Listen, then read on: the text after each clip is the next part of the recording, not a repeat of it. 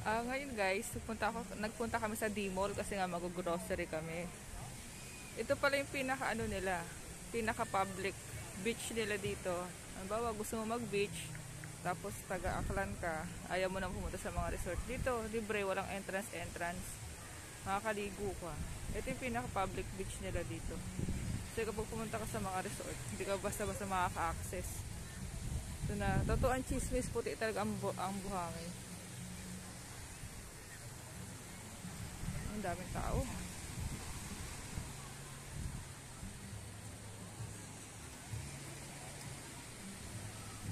Yan. Yan ang D-Mall. Makikita mo sa D-Mall nila. Hindi naman siya yung mall na katulad ng SM. Pero makikita mo ano, mga souvenir shop, tsaka mga ano, mga resto, yung mga swimsuit shop, mga ganun. Okay, lifeguard. Hindi namin ina-expect na may dagat pala dito. Wala namin mall. Daming tao, no? Ang aking travel buddy. Alam nyo ba guys, ang paglubog ng araw, mga foreigner yan ang inaabangan nila. Tuwan-tuwa sila pag lumulubog ang araw. Mga naka-sunglass na yan. Kasi sa bansa nila, bihira mo lang makitang lumulubog yan. Lalo na ngayon daw winter, hindi daw yan lumulubog. Ay, hindi daw yung lumilitaw. Hindi daw yan katulad sa atin na makikita mo lumilitaw at lulubog. Hindi daw ganun. Sa kanila daw, hindi daw umaabot ng gitna, tapos madilim pa rin. Sa bansa daw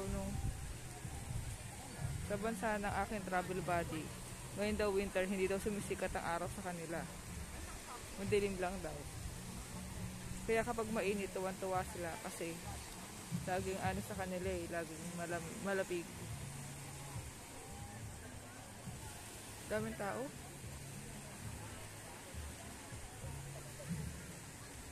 Pwede naman kayo pumunta ng Boracay, hindi nyo naman kailangan gumastos ng malaki.